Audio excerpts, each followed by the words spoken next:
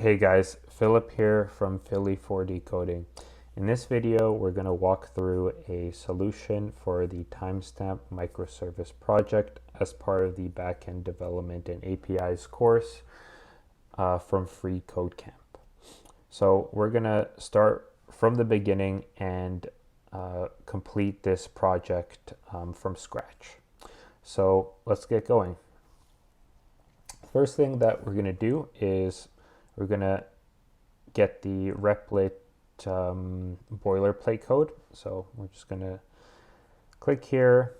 It's going to import the boilerplate from GitHub and create a replit application. So we'll just wait for that to do its thing.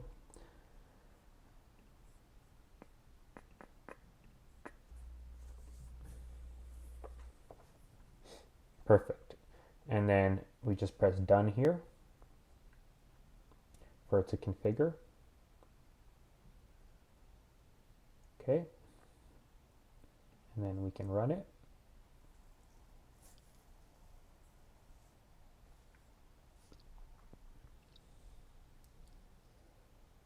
All right, there we go. Everything's running as it should.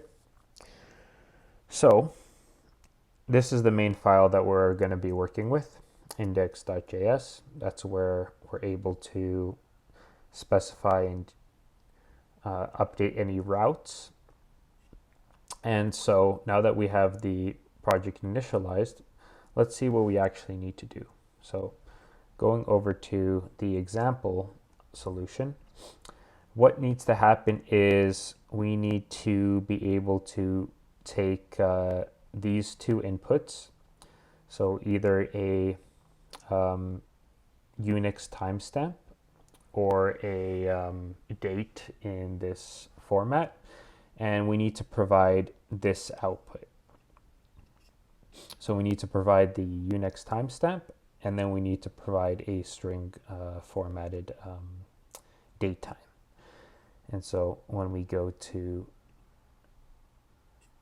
when we provide the string 2015-12-25, when we provide that date, we receive the Unix timestamp and then a string formatted version of the date time. Similarly, if we go here and provide the timestamp, we get the same output as well. So pretty straightforward. Let's get right into it. First thing I like to do when solving these problems is I like to just start trying to satisfy all of the tests one by one until we have a complete project. So the first thing is we need to make sure that we're capturing the date from the URL. So let's start by creating that route. So we're going to get rid of this hello route, and we're going to now capture that date from the URL. And let's just ensure that that part is working. So let's just return. So to get the date, we can do just like that. And now let's return the date and make sure that we're able to capture that. Okay. So let's try this out now. Perfect. So we get the date there and we have the date here. All right. So step one, we need to make sure we provide a Unix key with the Unix timestamp. So our response should have Unix key with the Unix timestamp. So the first thing is if our input is already the Unix timestamp, then we can just return that input. But if it's a string version of the date, such as that, we would need to then convert it to a Unix timestamp.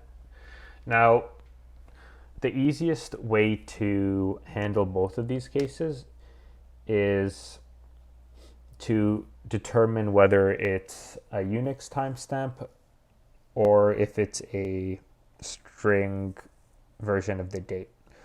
So the way that I've done that is testing if this input is just a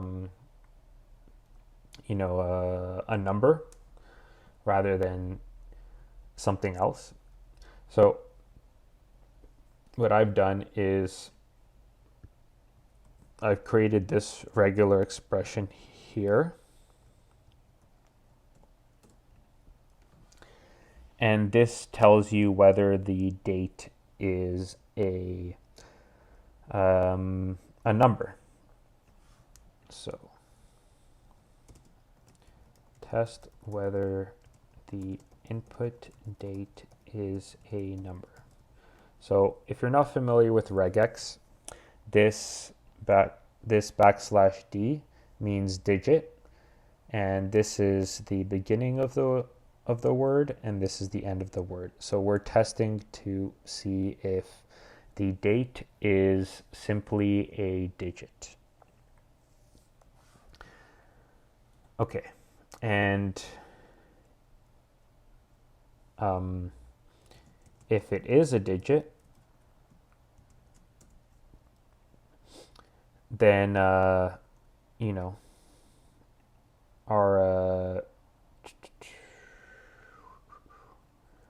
Unix date, which we're going to create a variable called Unix date for the Unix date that we want to return. So if we already have our input is already Unix, then we can just set this to our date. However, when we read in parameters, they always get read in as strings, so we would want to convert that into a integer, just like that. So let's test this out now.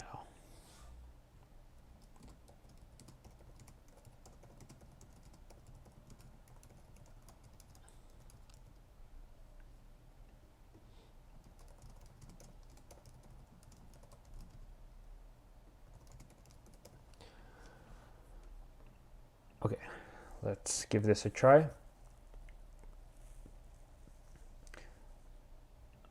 So let's test it out. If we provide this input, then we are just returning Unix with the same input that we provided. And now let's test that.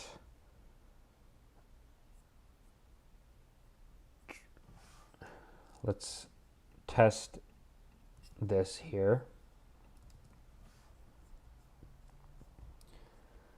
Nope. So probably needs to provide Unix for both types. So anyways, it looks like it's working for the first type of input, for the Unix type input. And then if it's not Unix,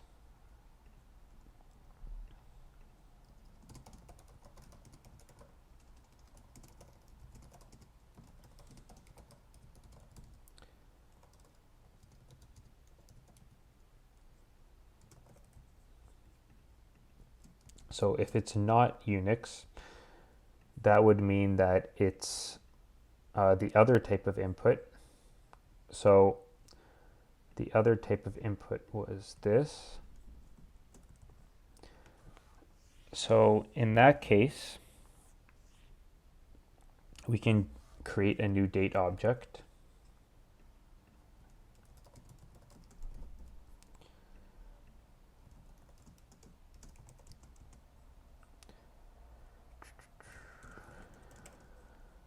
With the date input. And from there,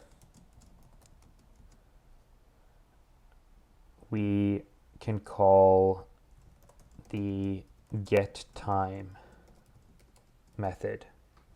And the getTime method returns a Unix timestamp. And we should be good.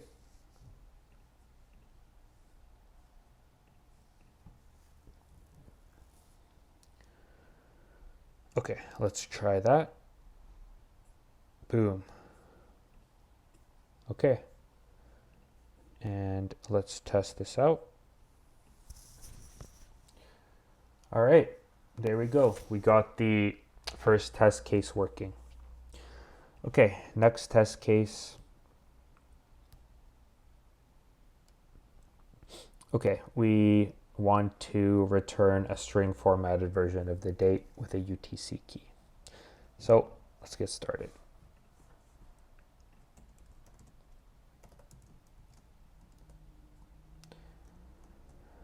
Okay, so if it is so first of all, we can directly create the date object if it's a string version of the date, but we also want to create the date object from the UTC version of the date.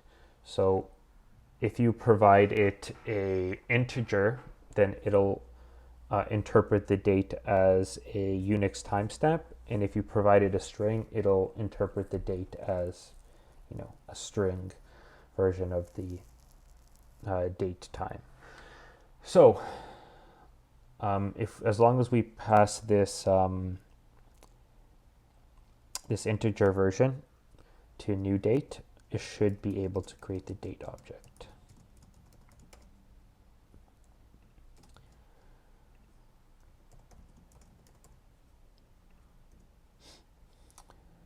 Okay, and then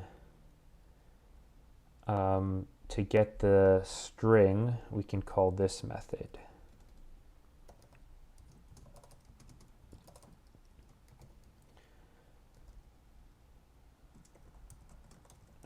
To UTC string, and we'll do the same here.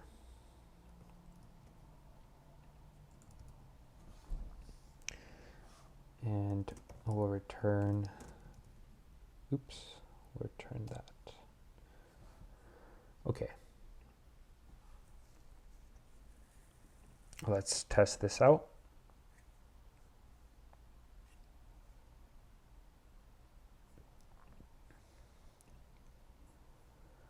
Looking good and looking good.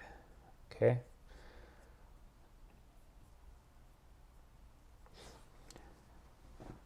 All right, perfect. Now, if the input date string is not a valid string, we want to return an error with this error message. Now, if you look at the documentation for the date JavaScript library, you'll see that if it's not able to, if it gets an invalid date format and it's not able to create a date, it's actually just going to it's still going to create a date object, but that date object, when you convert it to a string, is going to have the value of invalid date. So what we can do is we can, so firstly, let's see here.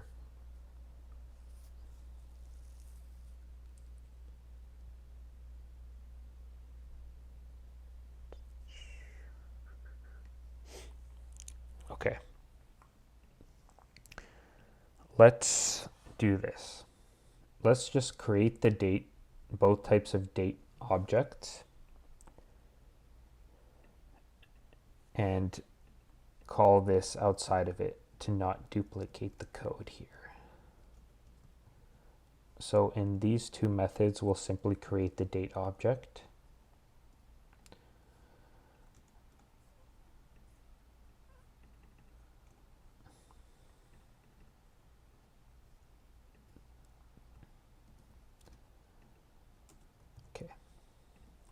So all we've done here is, since we're using similar code, we just create the date object in each of these two cases, and then from here we get the Unix and the UTC date. And before we do that, we'll check if we were able to properly create the date object.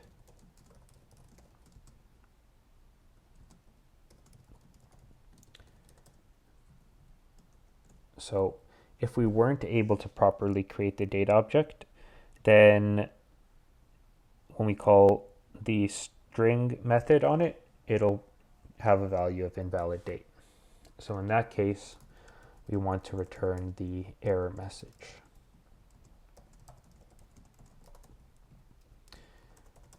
And we can stop execution after that. Okay, let's see if that works.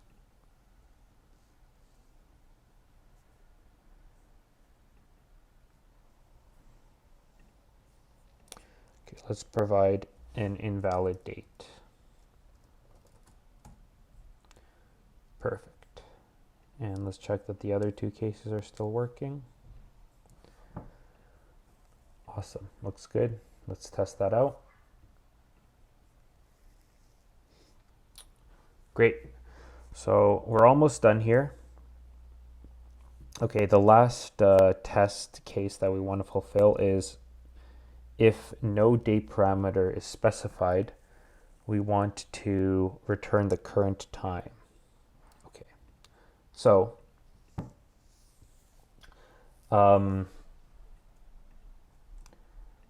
so that means if no date is specified, this date variable is going to be null. So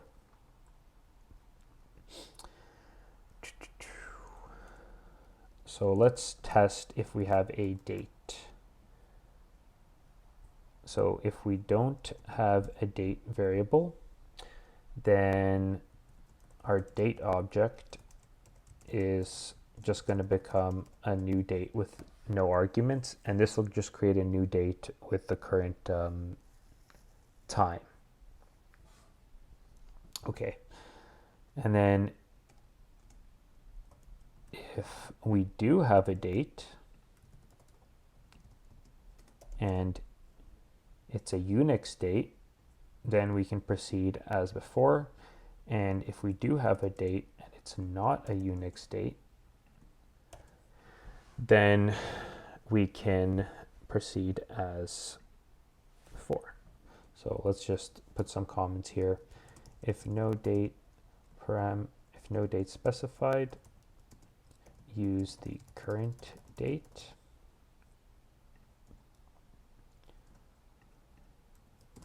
If the date is a Unix timestamp, and finally, if the date is not a Unix timestamp. And that should work now.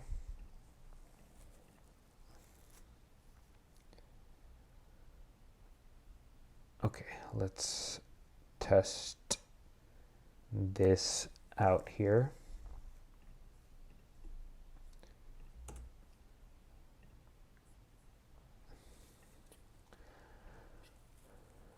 That's still working, and if we provide no input, then we get the current date, which is January 18th, Wednesday. Okay, I think we're good here. Boom. There you go. We have our solution. That's the solution. Hope that you guys found that helpful. Let me know if you have any questions, and please subscribe and like the video if you found this useful.